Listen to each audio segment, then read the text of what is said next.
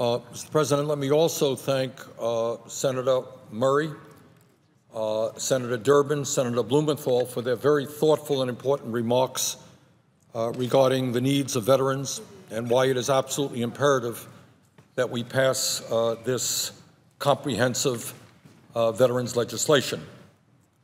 And let me also begin by thanking all of the members of the Senate Veterans Committee for their very hard work in helping to craft what is not only an enormously important piece of legislation impacting the lives of millions of our veterans, but is also to a large degree a bipartisan piece of legislation.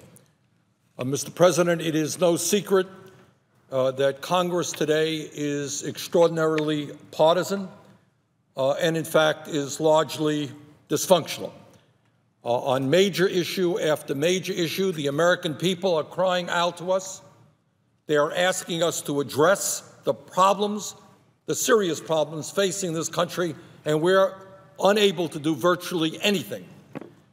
And I just hope, Mr. President, and I say this from the bottom of my heart, and as chairman of the Senate Veterans Committee, that at least on this issue, the need to protect and defend those veterans who have protected and defended us, those men and women who have put their lives on the line to protect this country. I would hope that in addressing their issues, their needs, we can rise above the partisan rancor that we see down here on the floor every single day. That is what the American people want us to do, not just the veterans community. They've been clear on the need to pass this bill, but that's what the American people want us to do. They understand the sacrifices made by veterans and their families, and they want us to rise above the partisan acrimony that the American people see every single day. And, Mr. President, let me be very clear. And let there be no misunderstanding about this. I have tried as chairman of the committee to do everything that I can to bring forth legislation which includes provisions from Republicans, provisions from Democrats. My view is and has been that if there is a good idea that improves lives for veterans, I don't care if it's an R attached to a senator's name or a D or an I, as in my case, let's bring forth that legislation. And the reality is that, to the best of my knowledge, there are 26 separate provisions that Republican members have authored or co-sponsored. That's a lot. And some of them very significant provisions. And further, perhaps most importantly, two of the most important parts of this comprehensive legislation are omnibus bills that were passed unanimously by the committee. So what we have done is brought ideas together in two of the most important provisions in this bill, with two separate omnibus bills passed unanimously by the committee. There are other provisions in the bill that were not passed unanimously, but also passed with bipartisan support. And also, I want to point out that the two provisions that were not discussed at the committee level have been passed almost unanimously by the Republican-controlled House of Representatives, and I believe has strong bipartisan support here in the Senate.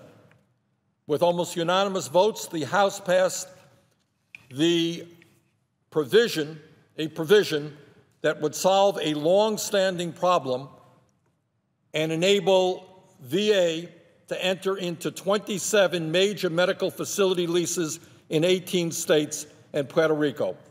We have that, I think it's virtually exactly the same language in our bill, and that was passed almost unanimously in the House. So I think that's a nonpartisan, bipartisan provision. And the second provision passed by the House with very broad support deals with ensuring that veterans can take full advantage of the post-9/11 GI Bill and get in-state tuition in the state in which they currently live. That language, I think, is identical in our bill.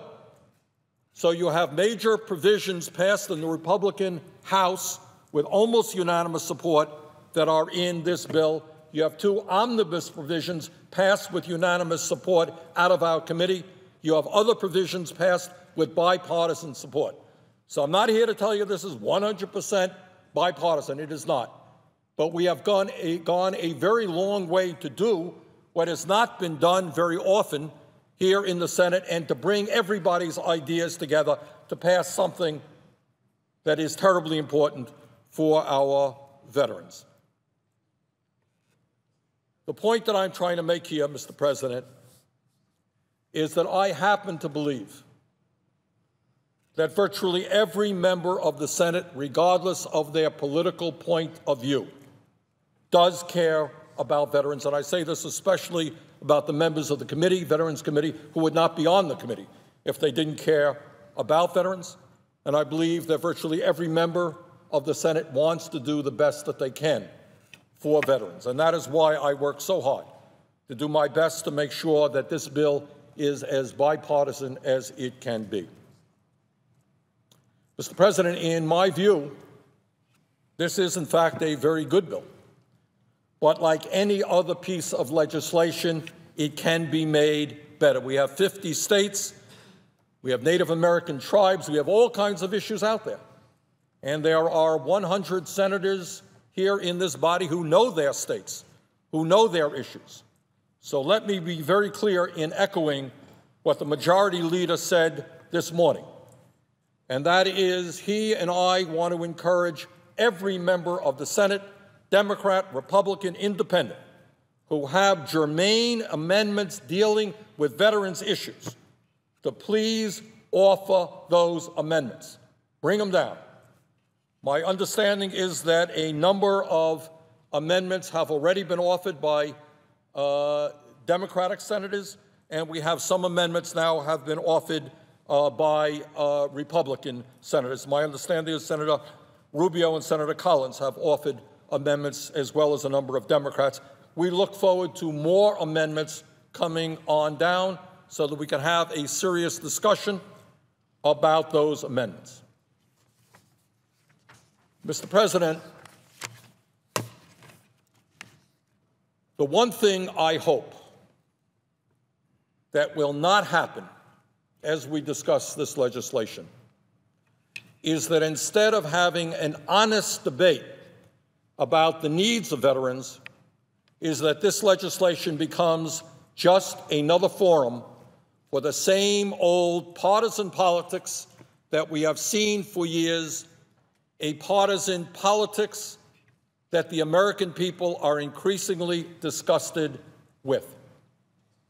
The American people understand that honest people have differences of opinion on the issues, but the American people do not want to see serious legislation being sabotaged because of political partisanship.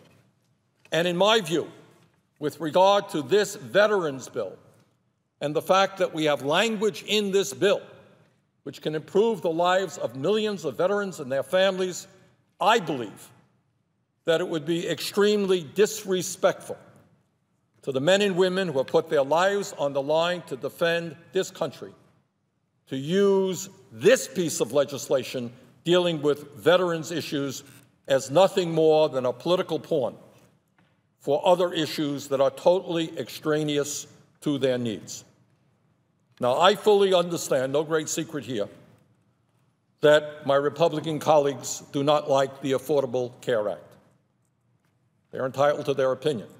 We have discussed this issue and this law over and over and over. I ask my Republican colleagues, please do not inject Obamacare into the veterans debate. It has nothing to do with the needs of veterans. I understand that some of my Republican colleagues have strong feelings about sanctions in Iran. Clearly, this is an important issue, but it has nothing to do with the needs of veterans in this country. Please do not inject the Iran sanctions issue into a debate. on how we can improve the lives of veterans and their families.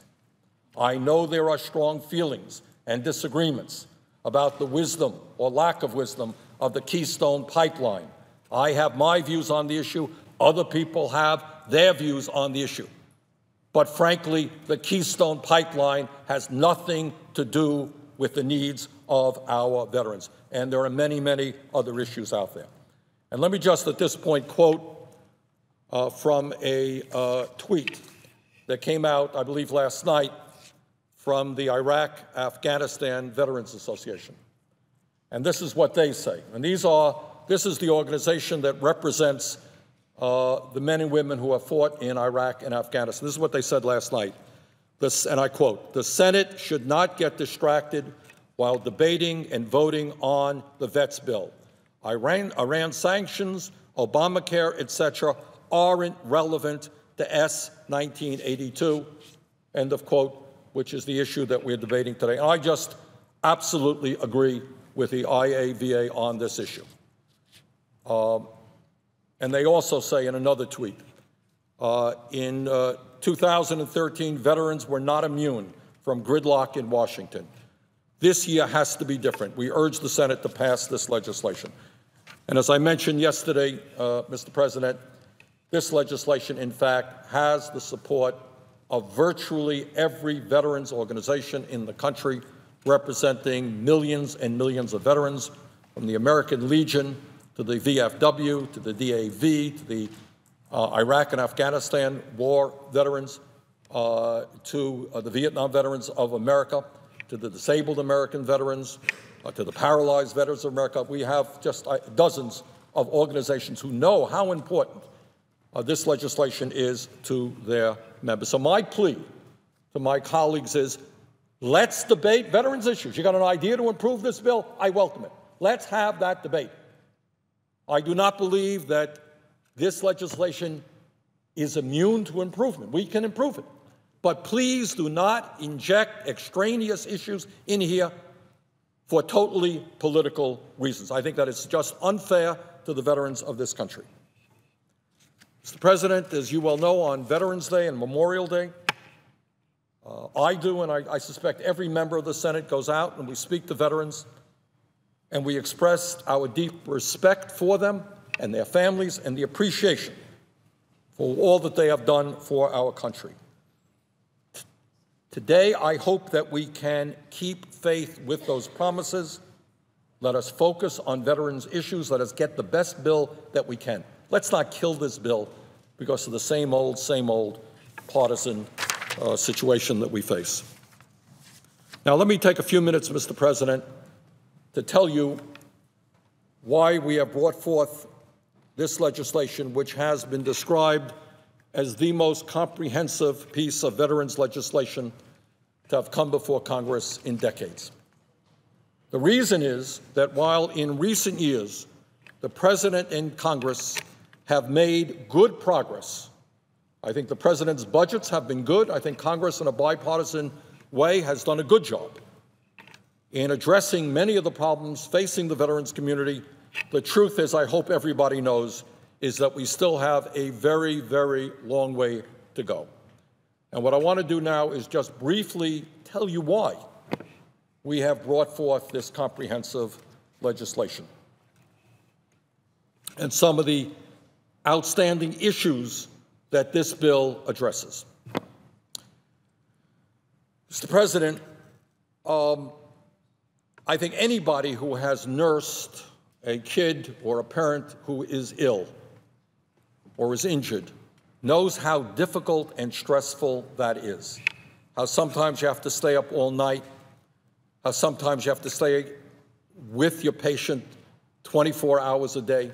And I would like people to be thinking about what it means to be taking care day after day, week after week, month after month, year after year, those veterans who are severely disabled in war. Think about that for a moment, what the stress is, how much of your own life you have given up to your loved one, and there are tens of thousands of wives who are now doing that, who are nursing, taking care of veterans from the World War II, from Korea, from Vietnam, from Iraq, from Afghanistan. That is what they're doing right now. And they're doing it because they love their husbands or their wives or their sons or their daughters, and that's what they are doing. The very good news, Mr. President, is that in 2010, Congress passed legislation to develop a caregivers program for post-9/11 disabled vets. And this was a huge step forward, huge step forward. And what it said is that those men and women who came back from Iraq and Afghanistan, perhaps without legs, perhaps blind, perhaps without arms, perhaps ill in one way or another through PTSD or TBI, that we were going to make sure that their wives, their mothers, their sisters, their brothers, their kids had the support that they need to provide the kind of nursing care that in home that those veterans needed. And this legislation has been very successful for post-9/11 veterans. And let me just give you just one example, and there are obviously many. One family who benefited from the VA's caregiver program is Ed and Karen Mateka. I hope I've pronounced the name correctly. And they live in my home state of Vermont. In 2010, Ed and Karen were deployed together as medics to Afghanistan with the Vermont Army National Guard, a National Guard that many of us in Vermont are very, very proud of. Just 2 days before Independence Day, the vehicle Ed was riding in was hit by an IED. The driver, Vermont Ryan Grandy, was killed, and we remember that loss very well, while Ed and 3 others were severely injured. Ed lost one leg, immediately suffered a stroke and a severe spinal cord injury. Soon thereafter, his other leg was amputated above the knee, and he suffered yet another stroke. After 3 years of rehabilitation, Ed was medically retired from the Army. Because of VA's caregiver program we established in 2010 for post-9/11 veterans and their families, Karen, his wife, was able to separate from the Army as well as becoming her full-time husband's caregiver. Karen spends a significant time every day caring for Ed. She helps Ed with personal care, fixing his meals, and all of his transportation, including to and from medical appointments. Karen has gone through the training program and receives a monthly stipend to help compensate for her loss of income. I think that's the right thing to do. I'm not sure there are too many members here in the Senate who don't think that that's the right thing to do. Here is a guy who suffered terrible wounds. His wife is now giving up her career to care for him. Should we not help that family? I think we should. And thanks to this program, Ed and Karen are able to continue their lives together in their home, And this is another important point. What might the alternative be? To send Ed to a nursing home where he would be uncomfortable, not get the care of a loved one, and at great expense to the VA. So this saves us money, provides better care for our veteran. And this is what we did with the post-9/11 caregiver bill. The problem is that that bill only applies to post-9/11 veterans. What I think should happen, what the veterans community thinks should happen, what I believe the American people think should happen, is that we should expand that program to all veterans of all wars and their families. There are tens and tens of thousands of family members today who are caring 24/7 for veterans wounded in World War II, Korea, Vietnam, other wars. They deserve the same benefits that the post-9/11 veterans' families are now receiving, and that important provision is in this legislation, and I hope my colleagues support it. There is another important provision in this legislation that I want to say a few words about. And this is really a very important and sensitive issue. There are some 2,300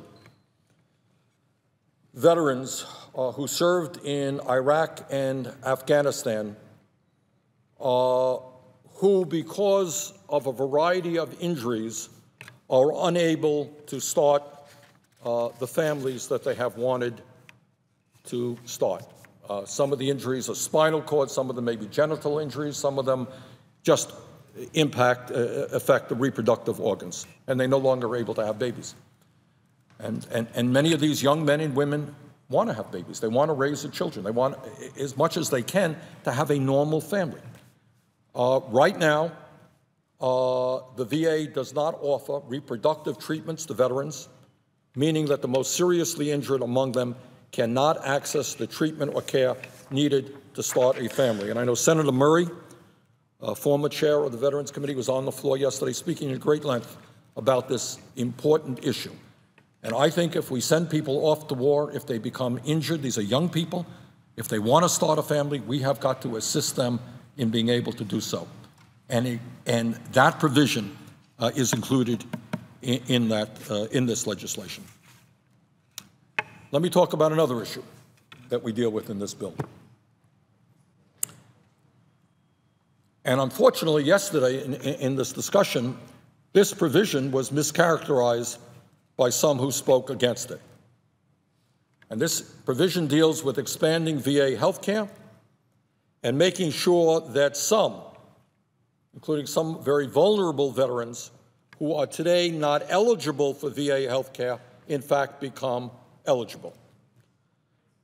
Mr. President, currently VA uses an extremely complicated system to determine eligibility based on income for veterans without service-connected injuries, often what we call Priority 8 veterans. What the VA now does is to determine income eligibility by looking at the income of an individual and his or her family, county by county in each state. And I don't know how many thousands of counties we have in the United States of America, but let me tell you what this means in the real world in terms of how the VA currently determines income eligibility. In my own state of Vermont, we are a small state, 620,000 people. We are a rural state. There are just 14 counties. And in Vermont, as throughout the country, each county has its own threshold for determining eligibility for Priority Group 8 veterans. For a veteran living in Chittenden County, where I live, that threshold to enroll in VA health care is less than $48,000. But for a veteran living in Windham County in the southern part of the state, that threshold is less than $39,000. That's a difference of nearly $9,000. In the state of Georgia, there are 159 counties. That's a lot of counties. And nearly as many income thresholds. Imagine that. So for a veteran living in Walton County, Georgia, that threshold is less than $41,000. But if you're a veteran living in Coffee County, that threshold is just over $28,000. Now, it may make sense to some people. It doesn't make a whole lot of sense to me. In the state of Texas, there are 254 counties. For a veteran living in Brazoria County, near Houston, that threshold is less than $48,000. For a veteran living in B County, that threshold is less than $31,000. That's a difference of over $17,000. Frankly, this whole process does not make a lot of sense. It is totally confusing, and I know this from firsthand experience, to veterans. Am I eligible for VA health care? Well, it depends on really which county you live, which side of the road you live in. This makes no sense at all. So what this legislation does is simplify the system. And what we do is establish a single income threshold for an entire state. So instead of having thousands of income thresholds, we have 50. It is true that the threshold that we use would be the highest in each state. That is true. therefore making more veterans eligible for VA health care. And that is exactly, in my view, what we should be doing. Some here, there may be some in the Senate, who believe that a veteran in a given state who earns all of $28,000 a year should not be eligible for VA health care because he or she is, quote unquote, too rich. Well, I respectfully disagree. VA provides high quality, cost-effective health care, and there are many veterans in this country struggling economically who want VA health care and need VA health care. I should also add that these newly eligible veterans will pay a copayment just like all other currently eligible Priority 8 veterans.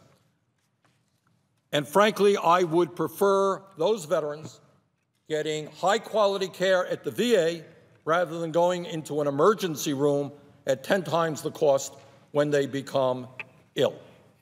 So let me reiterate, unlike what some of my colleagues said yesterday, this important provision does not open up VA health care to every veteran in America, and there are 22 million of them. It doesn't do that. It will not open the floodgates and bring in millions and millions of veterans. Now, I cannot give you an estimate, nor can anybody else, how many will take advantage of this provision.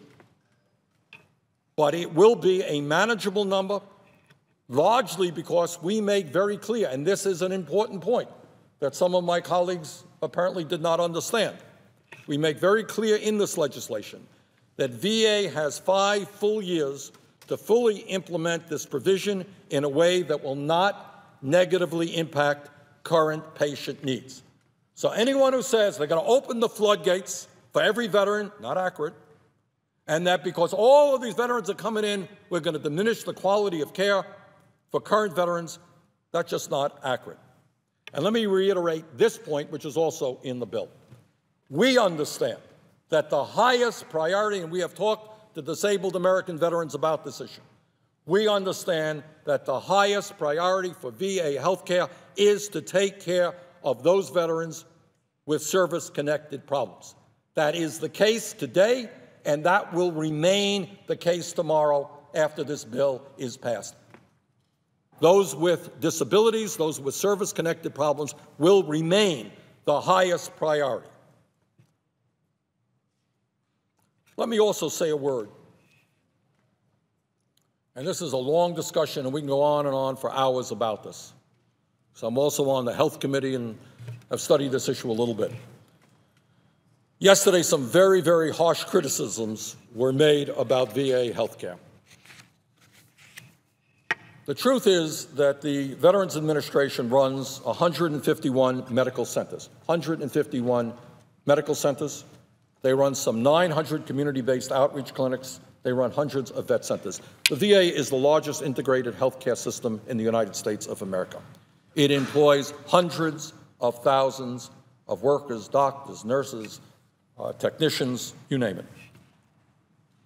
No one, obviously, has ever suggested that VA health care is perfect or that there aren't problems within the system. But I will tell you this. I talk to veterans in Vermont, and I talk to veterans all over the country. And by and large, there is very, very strong support for VA health care because these veterans understand that when they walk into a VA facility, the people there are there to treat them, they understand their problems, and many of the workers there themselves are veterans. And I think if you talk to the veterans community, they will tell you not that the VA does not have its share of problems, it certainly does, and not that we should not focus vigorously on improving the care at VA. But they will tell you that by and large, the care they're getting is good care.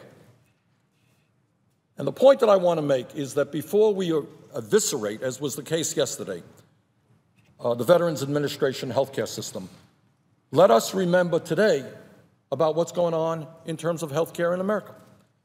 Let us understand that the VA is not the only health care system in this country which has problems. Today, as a nation, we are the only major country on earth that doesn't guarantee health care to all of its people as a right. And tens of millions of people today, even after the Affordable Care Act, lack any health insurance. Let's remember today that 45,000 people, according to a Harvard study, die each year, because they don't get to a doctor on time because they lack health insurance. And let us not forget that in the midst of high premiums, high co-payments, lack of insurance, the United States of America spends almost twice as much per person on health care as do the people of any other nation. And many of those other nations that spend a fraction of what we spend have better health care outcomes than we do in terms of life expectancy, infant mortality, and many other important outcomes. I would also add that before we go about attacking, in a rather vicious way, the Veterans Administration healthcare system, we should understand that according to a recent study that appeared in the Journal of Patient Study, and I quote, between 210,000 and 400,040 people each year who go to the hospital for care suffer some type of preventable harm that contributes to their death. According to that study, that number would make medical errors the third leading cause of death in America behind heart disease and cancer. In other words, the senator has used the hour of post-cloture debate time. What's my...